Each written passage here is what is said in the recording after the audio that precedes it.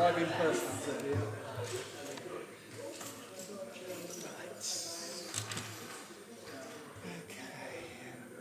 All right, thank you to tonight's Planning Committee meeting. If we can... Bang the gavel. Thank you. All right, before we begin, I need to read the webcasting introduction. I would like to remind everyone that this meeting will be filmed live or recorded and uploaded to the internet and will be capable of repeated viewing. Therefore, by participating in this meeting, you are consenting to being filmed and to the possible use of those images and sound recordings. If any public speakers on MS Teams do not wish to have their image captured, they should ensure that the video setting throughout the meeting is turned off and set to audio only. Members and public speakers are reminded to turn on their microphones before speaking and turn them off when they have finished. Thank you. Good evening, everyone. My name's Councillor Stephen Heather. I'm the chairman for tonight's meeting. And to my right is my vice chairman, Councillor Alan Lyon. To his right from Democratic Services is Gary Woodall. And to the far right from the webcasting department is Lou Baker. To my left from the planning department, I have Marie-Claire Tovey. And joining us on Teams, I believe, is the legal representative, Amanda Apcar.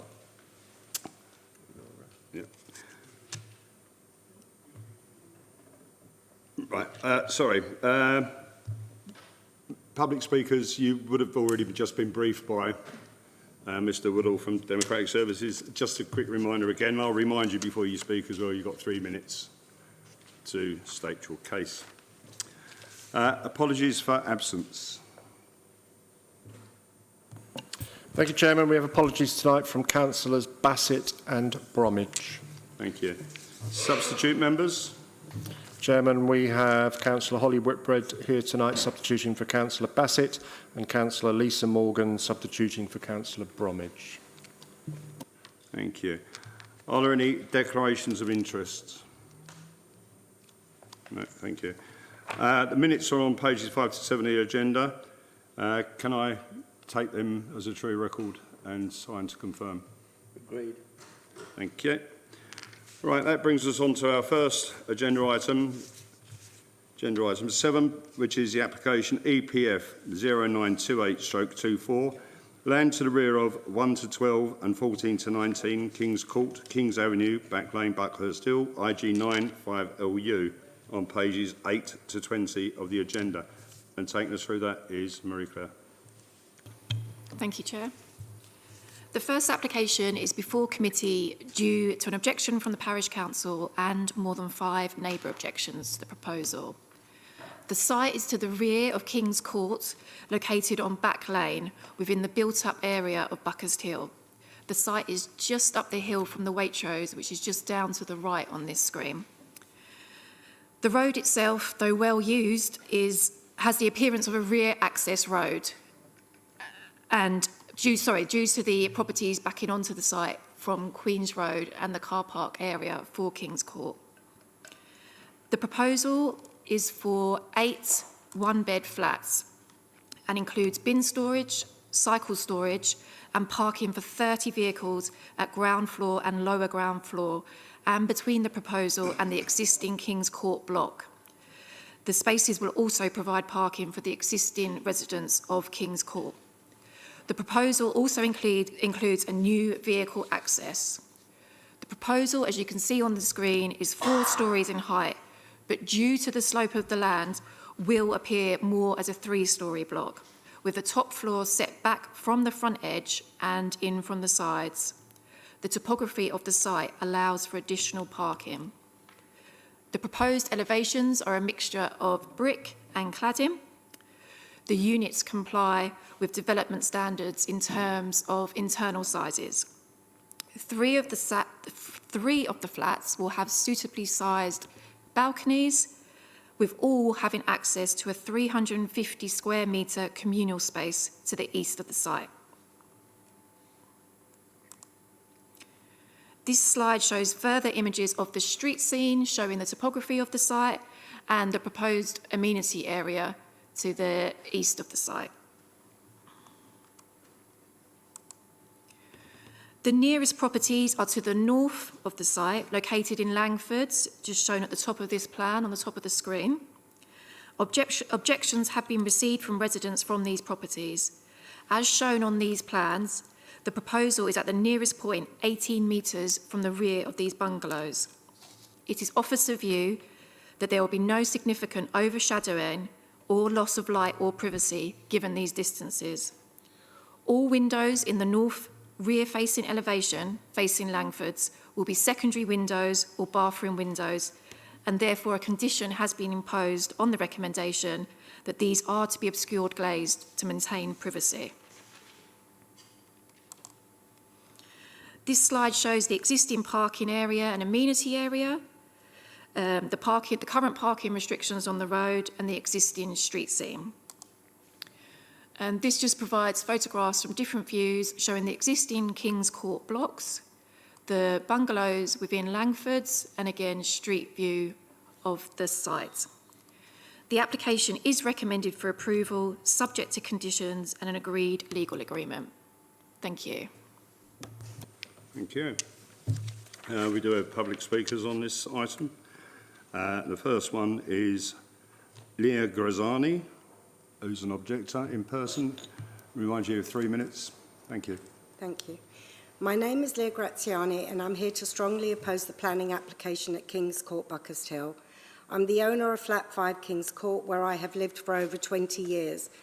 The proposed building works will affect the character of King's Court, and its surrounding area will be severely compromised, resulting in overdevelopment, too much traffic, noise and increased pollution, all of which will diminish the quality of life for current residents. The area will no longer have the same open feel to it that we have had for all these years. I work in London, and therefore living a bit further out into the countryside is something I have always enjoyed and appreciated over the years. There are various planning applications in place for redevelopment in this very small space, all by the same landlord. Apart from extra flats that were built onto block 14 to 19, there are plans to build a further storey on top of block 1 to 12, and this application is for a further 8 flats at the rear of the block. This project alone amounts to 12 extra flats with parking for 30 vehicles. We will be completely closed in and have no space, and we will have to live in very cramped conditions. I would like to add that block 1 to 12 is on a short lease. I have informed the landlord that I wish to extend my lease, but he has only agreed to do this on a premium price extension. I have approached a specialist lease extension firm to assist me, but it seems the cost to extend the lease in these circumstances is prohibitive. I feel the landlord is putting me in a position to release my garage in his favour in exchange for giving me a lease extension at a nominal cost. My garage, number 5, has recently been refurbished and had a new roof installed. What will happen to my garage? Furthermore, I would like to add the following points to my opposition. The noise, disruption, mess and general inconvenience will severely impact my ability to enjoy my home. It will be like living on a demolition site for several years with total chaos. There is uncertainty about the future of my garage, which I have invested in and value highly. The ongoing and planning construction works, including the approved additional storey and this new application to the rear of the block, will lead to a loss of property value, as who would want to purchase a property in this area with such overcrowding conditions? As I approach retirement, I had hoped to move, but these developments threaten to prevent that. Unfortunately, the various building applications submitted by the landlord concerning King's Court have caused me significant stress and distress. This has affected my well-being to the point I've had to seek medical help and have been prescribed medication for anxiety. For these reasons, I strongly urge the Planning Committee to reject this application. Thank you for your time and consideration. Thank you very much indeed. Our second speaker is from the Town Council on Teams, and that's Diwali Aradon. I can never get your name right, so I do apologise. That's all right, Chair. It's okay, as long as you try. Good evening, Chair, committee members. I come before you tonight to formally object to application EPF 092824 for the proposed development at King's Court. While the Parish Council recognizes the housing needs within our district, we firmly believe this proposal represents significant issues that warrant refusal, or at the very least, material amendment to the plans. Our primary concern, and one shared by numerous residents, is the unacceptable loss of privacy to our residents on Langfords, directly caused by the external hallways on the first and second floors of this proposed building. The planning officer's report notes these open-sided entrances would face north directly towards the existing home. While the report mentions obscure glazing for windows and distances, an open, elevated walkway is fundamentally different from a static window. Individuals actively traversing these corridors would inevitably have direct, unmitigated views into the private rear gardens of homes on Langfords. This creates a constant, intrusive sense of being observed in what should be a secluded private space. It transforms the cherished private gardens into areas under active surveillance, and we contend that this cannot be truly mitigated by any planning condition that doesn't address the walkways themselves. The erosion of perceived and actual privacy is a significant detraction from the residents' quality of life. Secondly, the Parish Council strongly objects to the profoundly jarring and overbearing nature of the four-story structure, specifically its fourth floor that is disguised as a roof. The planning officer suggests that due to the site's topography, only 3 stories will be predominantly visible from the street. However, this remains a 4-story building, and its overall mass and height and overtly contemporary design are simply out of keeping with the established character of this part of Buckhurst Hill. Our neighborhood, including Langsford, is predominantly characterized by detached and semi-detached bungalows, chalet bungalows, and houses. Even the existing King's Court flats at 4 stories do not warrant adding more.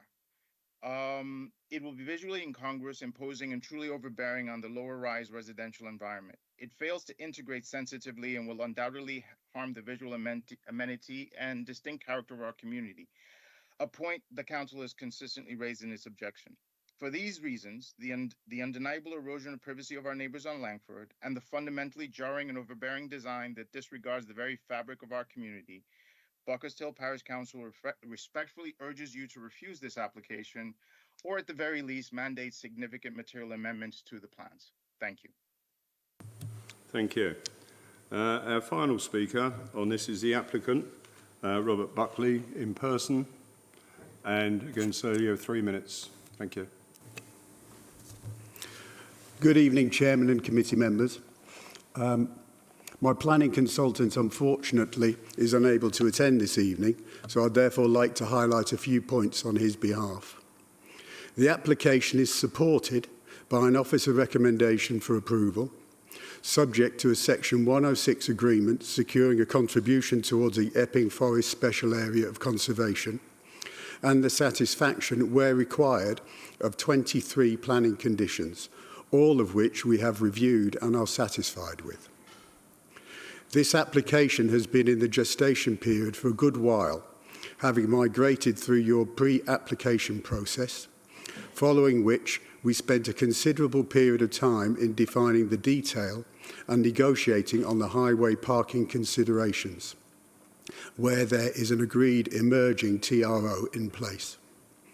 Importantly, as part of the audit of the development, an exhaustive car parking survey has been undertaken, which has helped inform the North Essex Parking Partnership in their support of the application. Given the exceptional access to public transport, both buses and the tube network, we have wrestled with the idea of considerably diffusing the number of car parking spaces, whereby if this site was in an adjoining London borough, such is the accessibility to public transport, a robust case could have been made to considerably reduce the number of parking spaces. However, it is our intention to comply with your authority standards as negotiated during the pre-application submission period. In addition to excellent public transport services, the application site has the benefit of immediate access to retail outlets, restaurants and services, and therefore is a much sought-after sustainable and accessible location. The topography of the site enables a development to be crafted into the terrain, thus enabling a development form in sympathy with the structures adjoining. Finally, it is our firm opinion that this proposal could act as a catalyst in bringing forward other vacant, neglected parcels of land served from Back Lane in anticipation that a comprehensive development enclave of merit can emerge. On a more personal note, should the committee approve the application, I intend to hold the development on a long-term basis, providing much-needed rental accommodation for the area. Thank you. Thank you.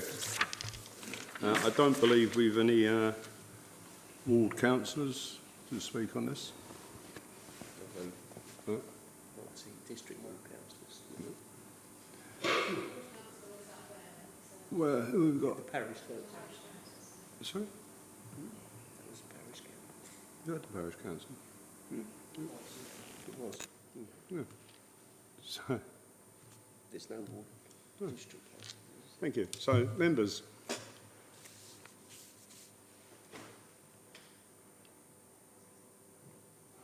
Councillor Morgan. Right, Lisa Morgan. Thank you. Sorry. Okay, so I did look at this. I've got to say, under sustainability statement, I was a bit upset and disappointed that there was no renewable energy technology being used or any rainwater harvesting, but that's down to them. But I do feel it's a bit of an overdevelopment of the site, and the green space for residents has been greatly reduced. But if we do look to approve this, then I think that we should have, as highlighted earlier within the report, that the land contamination document NSCN 56 be attached, please. Okay.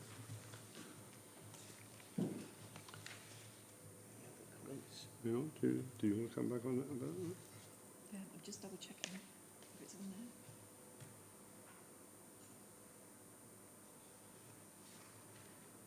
I've got a comment to make. I've got a comment if nobody else wants to. Oh, yeah, go on. Thank you, Chairman. Yeah, I visited the site today. It's an interesting site, and it is a sort of a substitute car park at the moment. And I think this would fit in very well. The only concerns I had was the proximity to the houses that were behind. But I think I've been assured by the officer, and I think we can actually see that on the information, that there is no loss of light or any consideration. Perhaps you could bring that slide up again so we can have a look at that. Yeah. Yeah. What's the distances between the shortest distance between the properties? The shortest distance is 18.5 metres. It's very hard to read on this one, but I think it's this property here. And for planning terms, that doesn't pose an issue? No, it's acceptable.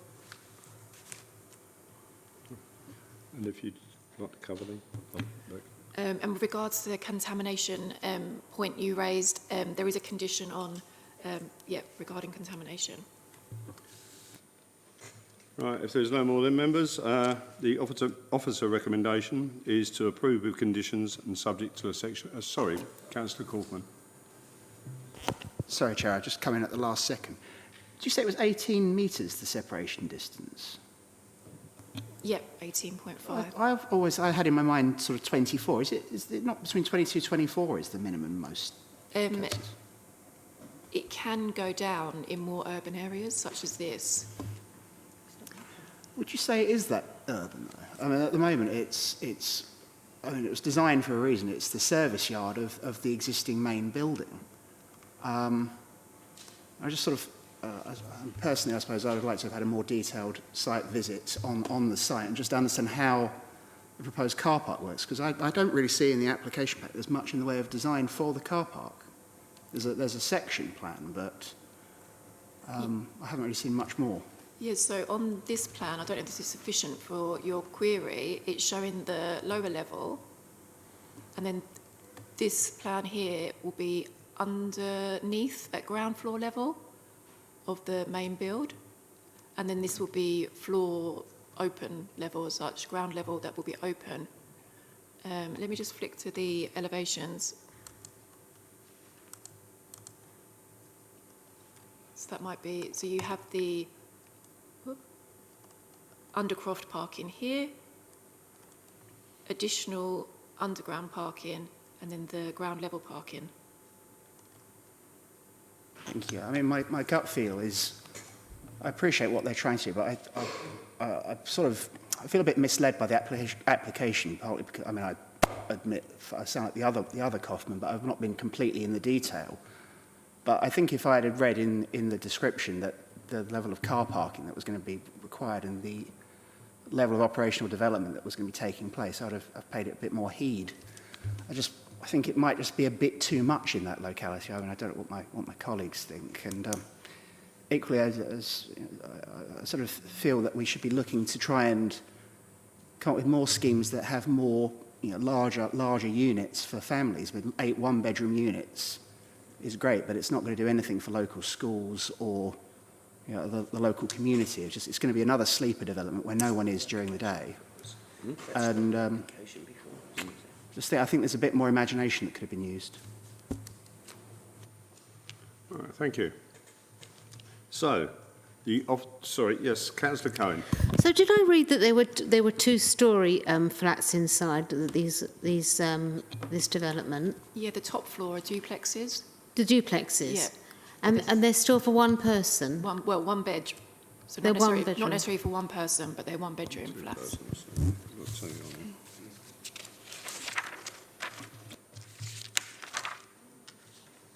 All 2-person. All 1 bed, 2-person. Any more late requests?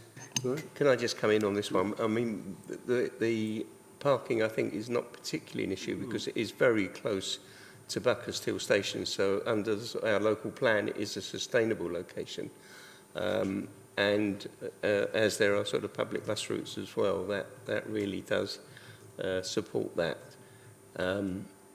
And there are demands for 1-bedroom flats, certainly in Epping Forest.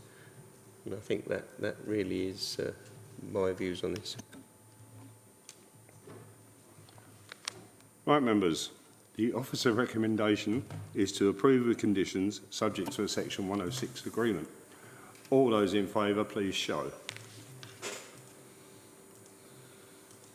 4, Chairman. All those against? 3, Chairman. Abstentions? None, Chairman. Thank you. Therefore, that application is approved with conditions and subject to a Section 106 agreement. Thank you. Right, agenda item 8 then is planning application EPF/0137/25, 45 Spareleys Hill, Loughton, IG10 1BS on pages 21 to 29 of the agenda. And Marie-Claire will take us through this one as well. Thank you, Chair. This application is built before the committee due to an objection from the Town Council. The application site is a single dwelling house located on the south side of Spareleys Hill in the built-up area of Loughton. The road is characterised by large detached properties with a very mixed character. The proposal is for the replacement of the existing dwelling with the plans on screen showing the proposed elevations and floor plans. This slide shows the proposed site plan with the existing house outlined in red on this plan and the existing and proposed street scenes on the right of the screen. The applicant has also provided CGI imagery of the proposal shown on this slide. There has been a large number of new developments within Spareleys Hill, with some recent examples shown here at number 46 and number 40. And the application has been recommended for approval subject to conditions, including provision of obscure glass on the flank windows and privacy screens on the balconies to preserve privacy to neighbours.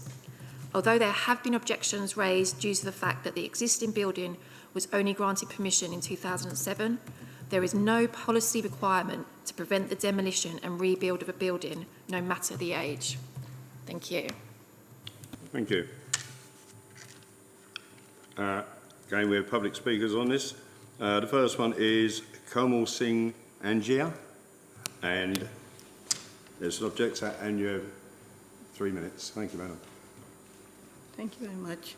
Good evening. My name is Komal Aneja, and I live next door at 47 Spurleys Hill. I have been living there for the last 24 years and been neighbor to the next door neighbor at 45 for about 10 to 12 years. Thank you for letting me speak. I'm here because I'm worried about how this new house at number 45 will affect my home and my daily life. First, I'm very concerned about my privacy. The new house has balconies overlooking my garden and swimming pool. I won't feel comfortable sitting in my garden or swimming in my pool. Any windows opening on our side of the house, whether they have frosted glass or not, will make me feel like I've been washed, so I can't relax. I won't be able to relax. I understand the Council's own policy says neighbors should be protected from privacy laws. I really don't feel this new design does that. We would also like to point out that any air conditioning units or central heating flues should not be fixed facing our house. The current property at 45 Spurleys Hill does have an air conditioning unit fixed on their wall next to our house. It's very noisy and throws heat out. Such units should not be allowed to put. Our main objection is why the current house is being knocked down. It looks strong and in good condition. We remember Richard, the owner, knocked down the first house and made this house approximately 10 or 12 years ago. He, along with his team of builders, designed and constructed this house under his supervision and approval. We can't understand why his dream house has to be demolished by him. This is the second house he would be demolishing while we are there. My question is, how many more times he needs to do this exercise? Will he ever stop? I have read that the Council supports sustainable developments. I don't see how demolishing a solid house fits that. He could easily make internal changes to the property to meet his needs. After all, there are only 4 people living there, and this house is already very big and quite overbearing for the plot. And why can't he make it more energy efficient? Existing house, why it needs to be completely demolished and remade again? What is the gain? Who is gaining anything by doing that exercise? And how many times he wants to do it? Thank you, madam. That is unfortunately your time. Thank you. Thank you. Our second speaker is John Riley from Loughton Town Council, I believe. Again, sir, 3 minutes. Good evening, Chairman and Committee. I'm here to represent Loughton Town Council Planning and Licensing Committee as we objected to this application. It's already been pointed out, but there is a perfectly good existing dwelling on the site, less than 20 years old, and there seems to be, in our opinion, no justification at all to demolish it, and there appears to be nothing within the plans regarding recycling or reusing the existing materials. Although it's been pointed out that there is no specific regulation against this, surely if Epping Forest District Council is serious about the environment and the impact on neighbours, then they should oppose this and not be condoning what appears to be, in our opinion, more of a vanity project. There'll be all the inconvenience of the demolition and build with the vehicle movements, which will have an impact on the SAC, Epping Forest SAC. So, again, where has this been taken into account? The proposed design and detailing and the materials are said to be in keeping with the street scene. There is nothing wrong with the present house.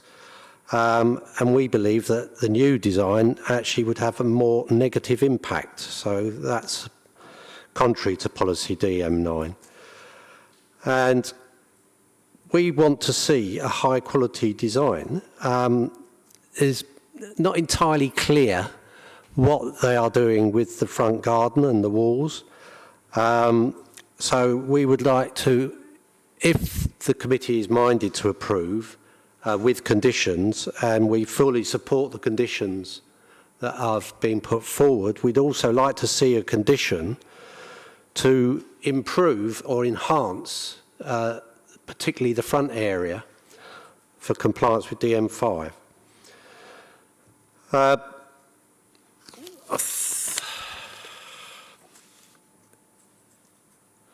I think that basically covers it. Thank you. Thank you. We have the applicant's agent, John Durbin. 3 minutes, sir. And if you turn your microphone on, please. Thank you. Thank you, Chairman and members of the Planning Committee. Thank you for the opportunity to speak here tonight. Obviously, we're very pleased that the Planning Officer has recommended the application for approval. The detail of the report speaks for itself, and we wouldn't wish to unduly repeat all of the detail within that. Perhaps the most fundamental point is the note under the section Principle of Development, where it's stated in very simple terms that the site is, as a matter of principle, suitable for redevelopment. Of course, that is subject to other relevant policies of the plan. The report then goes on to note, within the section commenting on representations received, that there is no policy objection to the demolition and rebuild of an existing building, and that there would be no policy on which to substantiate a refusal. It's with good reason and on a sound basis that that comment is made. If there were such a ground to be concerned about demolition and rebuild, then this would have been extensively considered through the local plan process. The policy formulation within the local plan, as you all know, is not lightly undertaken, and your local plan is, relatively speaking, modern up to date, being barely 2 years old. When the plan was prepared, there was no good planning basis to introduce a policy to prevent demolition and rebuild.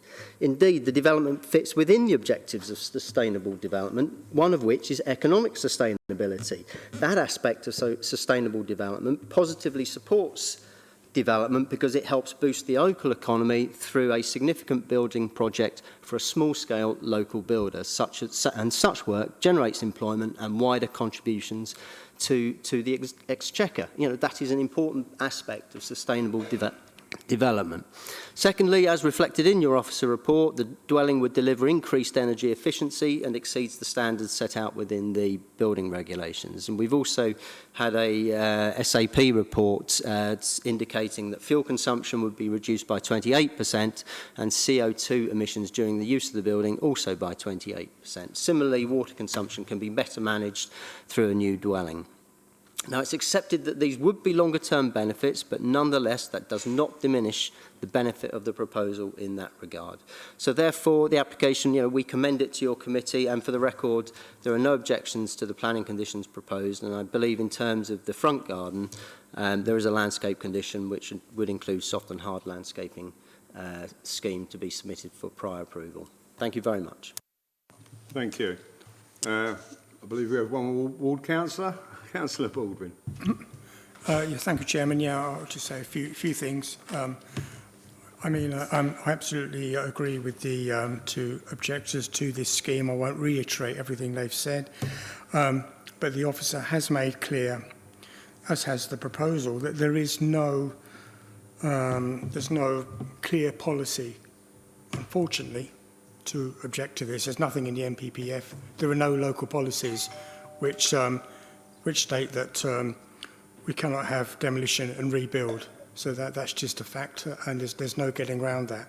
I do disagree with the proposer. He said about economic development. I thought those arguments are rather spacious, because, I mean, it just, to constantly demolish things and rebuild, I think that's a poor economic argument for, developing jobs and economic activity. Otherwise we might as well just permanently knock down houses and rebuild them. I don't really see the net benefit of that. So I think that is a rather poor argument.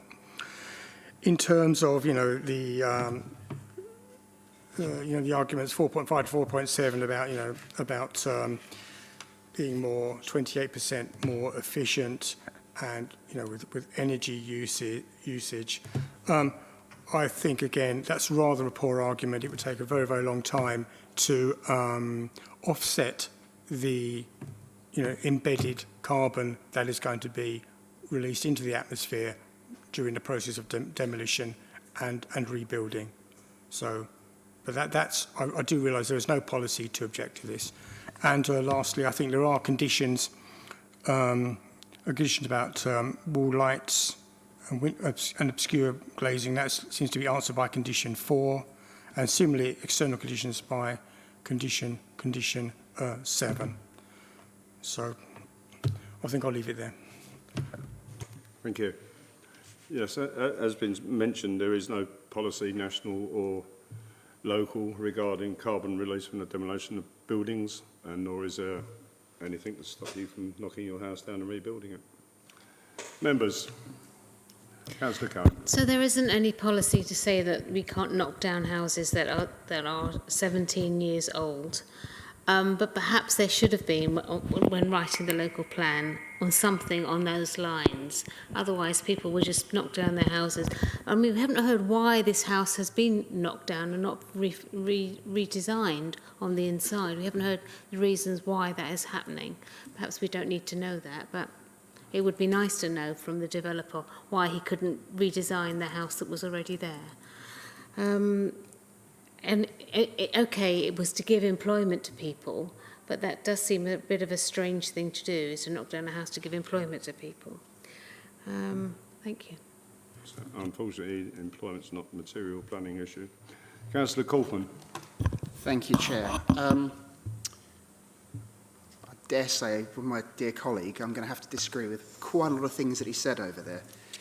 I think this is a nonsense. I mean, looking at the drawing pack that's been submitted, we've got no existing elevations to the side or rear. Are there side windows in the building as it sits, or are they being introduced? That's point one.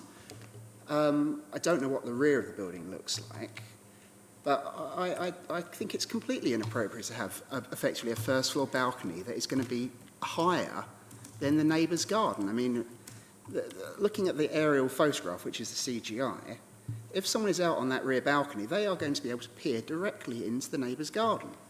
And I think that just is a devastating effect on their amenity value. And I just don't understand how anyone could look at that and say it's correct. I mean, fair enough, have a flat roof, but don't use it as a balcony. It's just wrong in that setting. It's too close and it's too high. But just on general principle, I don't think it's a valid application, because I don't think we've got enough of the drawings. And I don't see how we can make a decision based on the fact we don't know what the existing rear of the building or the existing side looks like. I think that's material. Certainly. Very clear. Whilst the planning officer is looking that up for you, is there any other members? Councillor Lisa Morgan. Thank you. I did drive past today on my way here, and it does look like that the neighbours do have windows. I know in the report they were saying they wouldn't be affected, but I do still have a concern with not the night issue, because obviously there's building there at the moment, but with the privacy issue and the reduction of the privacy to the neighbours by the balcony that we've just heard from already. And again, the sustainability statement, I was really disappointed. It's a new house with no rainwater harvesting or no renewable energy technologies. It's something that I think we should be looking at. You know, we're trying to hit net zero by 2030, and new builds like this are not helping us. It's something that we should be looking at. It was very good to receive the CO2 reduction paperwork that I received this evening, obviously it was an estimation because it hasn't been built, so we don't know whether it is reducing the CO2 or the actual carbon footprint, or whether it's going to reduce the bills. What really concerned me though was the ridge height, the line of the ridge height. Could we have a quick look at those pictures, please, on the street scene, the proposed one with the ridge height? It seemed to be highly increased and therefore not keeping in with the street scene.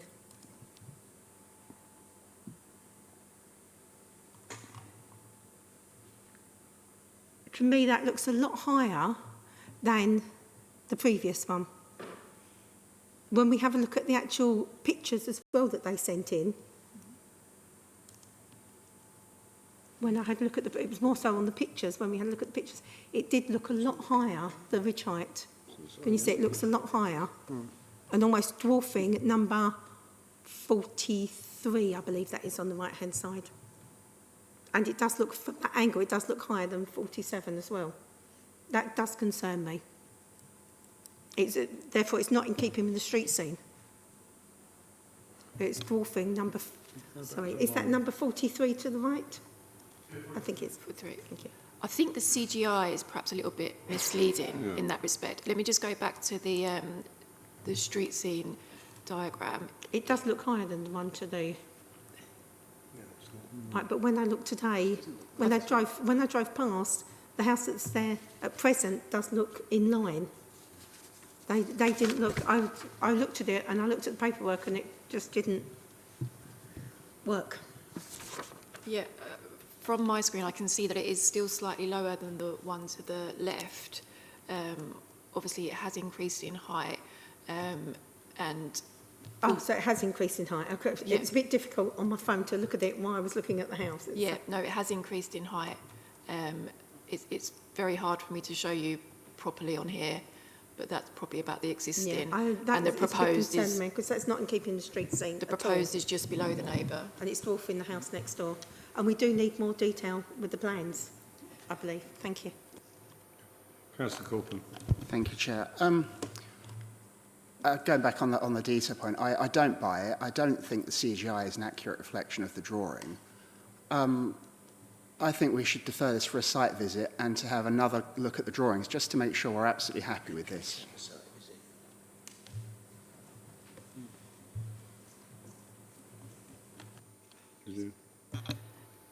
I can't see elevations, existing elevations, other than the front elevation on the file. There are existing side-facing windows, because that was one of your queries. That's evident from the design and access statement, from the pictures. It normally is a validation requirement to have existing plans, but as this is a new build, I wouldn't say it was essential because we can see what is proposed in this location. We just can't compare it fully to what is there, but we do have the site plan, which clearly shows the extent of the proposal. I think that's very important because part of what we need to do here is mitigate harm. And if we don't know what's there at the moment, I mean, I appreciate what the DNA might say, but I'd like to see either a drawing of it or a picture of it, just to see it with my own eyes. I mean, it's all well and good someone puts things in a design and access statement. We can all do that. But they've got to prove it. I mean, I want to see that. And if it is a validation requirement and we've got it wrong, we haven't seen the document, why has it been validated? It shouldn't have been. There is a photograph in the design access statement of the side-facing windows. But that still surely is not part of the validation requirement. It should be an existing drawing. Because have we got that photograph basic. available It's for us? basic stuff. Have we got that photograph available for us to see? Yeah, I should be able to share. Just one moment.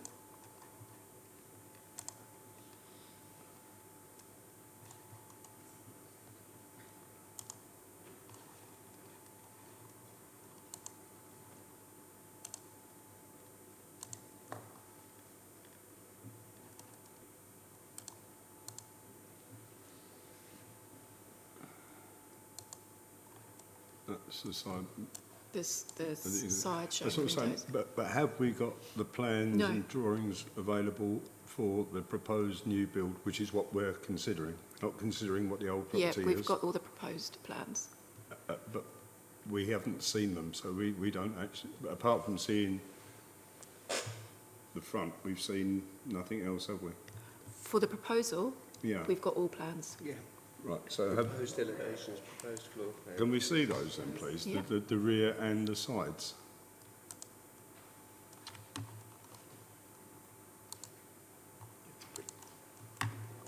All right, okay. Those plans are on your council's website. There's the proposal. Right. But Chair, there's no drawings of the existing rear elevation. Sorry, Councillor? There's no drawings of the existing rear elevation. You know, how do we know that what they're proposing at the rear is not more harmful than what already exists? Well, we're not actually considering what exists at the moment, are we? We're considering the No, application, but which is we're talking to, about the mitigation which is to of the build additional this. harm, but we don't know what it looks like. Yeah, that's the point. We don't know what the. Yeah, I appreciate that, but as I say, we're looking at this as the application and not on what this will replace. Huh? Yeah. Yeah, I think this is one of many very large houses in this prestigious road. They're all very big, they're all very grand. I don't like the idea of knocking down a perfectly existing house, but we don't have any restrictions on that within our local plan. And I think that's highly undesirable to actually use that as a reason for refusal. So I think we're looking at what we have in front of us, and it is a large house. And if you actually look at some of the overhead shots, it does look very big. But I can't really see any reason why we should refuse it. Thank you, Chairman. Okay. Councillor Kaufman. But Chair and Vice Chairman, I accept all of that. But the point that I really want to hang my hat on is I don't think any of the houses that are local to that, looking at the CGI, have first floor rear balconies. And I think that's the point that I would really want to turn it down on. I don't think that that's appropriate in that particular setting, that close, and situated higher than the house next door, to have a first floor rear balcony. I mean the CGI alone that's submitted with the application doesn't show, looking at the neighbouring houses, that they've got first floor balconies. You know, it's not a block of flats, it's a house. Yeah, I appreciate that. But the officers, I believe you've looked at that and consider it to be acceptable. Yeah, that's correct. I can bring back up the first floor plan because it's quite useful to see. Just bear with me one moment. Just the location of the balcony is very central. It's located just here. So it. But in the CGI that's there, it's granted it's very central. It's the whole width of the rear building, but you're higher than the neighbouring garden. You are ruining the amenity value of the neighbouring property. If they're in, as they said, in their swimming pool, and they look up, they're looking at their neighbour that could be having a balcony, a party on their balcony. It's just. This isn't the balcony here, though, just to be clear. It's just the balcony is this section here, just in case there's any confusion.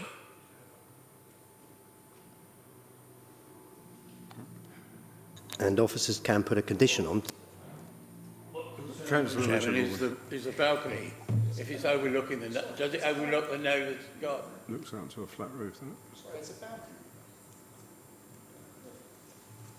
I think you find it's that small section, and it looks out onto the flat roof. Yeah? Yeah, that's correct. And then there's a condition on ensuring that the flat roof can't be used as a balcony. So it's very hard to see, but just following my cursor, it's just that bit there. But that's a Juliet balcony. That will be screens across the bottoms, and access won't be allowed through the condition.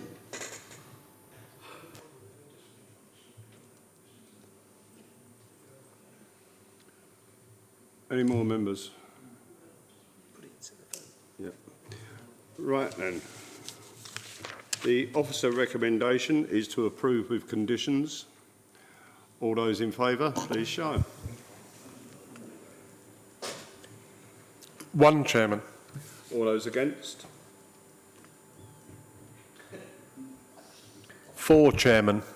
Abstentions? Should be 2. 2, Chairman. Thank you. Right. Who would like to propose reasons for refusal?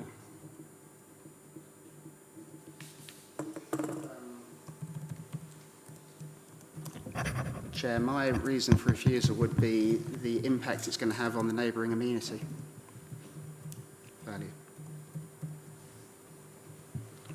A second of that.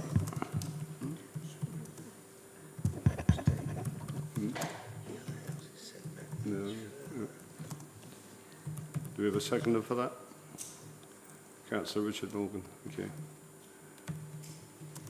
Is that a valid reason for? Chair, sorry. I think Councillor Morgan was going to make a suggestion for... We did hear the comments about the DM5 and the DM9 and not keeping within the street scene, and that obviously I said also about the ridge being higher, but I don't know what the planning comes under for the ridge height. Maybe I could have the officer could tell us what ridge height comes under, and with not keeping him within the street scene. It could be DM9, yeah. And DM5 was mentioned regarding the front, the front wall. Yeah, of course you can. Yeah, if you look at the floor plan, it shows that number 43 is set back much further than number 45. So I can't see, if you actually draw the angles, that you're going to get overlooking, but maybe the officer can advise. Quite likely, because the balcony is going to be located, it's very difficult to show on here. You can see this gable projection here, and the balcony is going to be just beside it. So any views from the Juliet balconies will be similar to that from a window. So the balcony that you can actually step out onto is just located right centrally, just beside this projecting gable. So it is officer opinion, as outlined in the report, that loss of privacy wouldn't be a significant issue.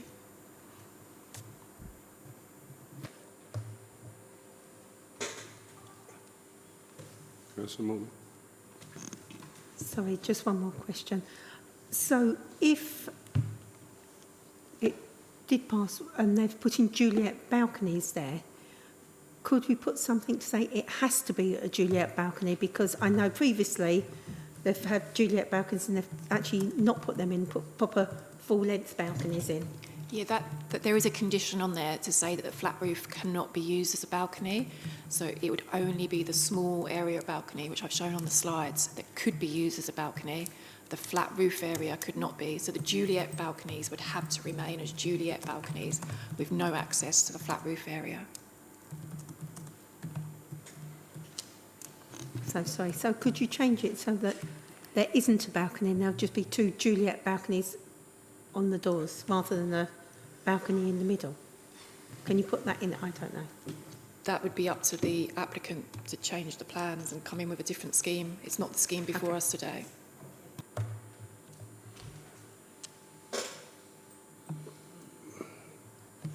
On Councillor Corbyn.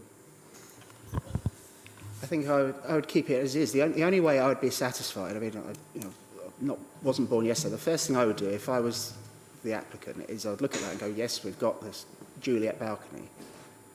I just wouldn't build it because I know that the enforcement team is going to deem it not worthy of enforcement to enforce that planning condition. I just don't trust that. And the only way I would be happy to withdraw my objection to it is if that rear Juliet balcony, whatever you want to call it, is rear windows. Is that they are standard height rear windows. I wouldn't want anyone to be out on that flat roof. I appreciate that you'll say there's a planning condition, but I just don't believe it will be enforced. Again, that's not the planning issue, is it? So we're refusing planning permission on the grounds of lack of neighbours, loss of neighbours' amenity, and that's it. Yeah. And the DM9 for the street scene. And, With the ridge height, and please. not in keeping with the street scene. Yeah, and the Right. ridge height. Thank you. All those in favour of that refusal? Sorry. Can I just confirm then, so it's impact on neighbouring amenity due to the balcony specifically? Yep. Balcony and Juliet balconies? And then it's a separate, Not in character of the street a scene. separate reason, so 2 reasons for refusal, not in character with the street scene. Yeah. Right. All those in favour, please show. 4, Chairman. All those against? 2, Chairman. 3, Chairman. Right. Therefore, that refusal, that application has not been granted for the reasons stated. I'm sure that's going to go to. Yeah. Oh yes. I think they need more training. Yeah. Right. Sorry, is there any other business? There's no other business. Thank you, Chairman. Right. Can I ask then the members of the public, please leave the chamber and public gallery promptly. Thank you. I therefore close this meeting at 19:56. Thank you.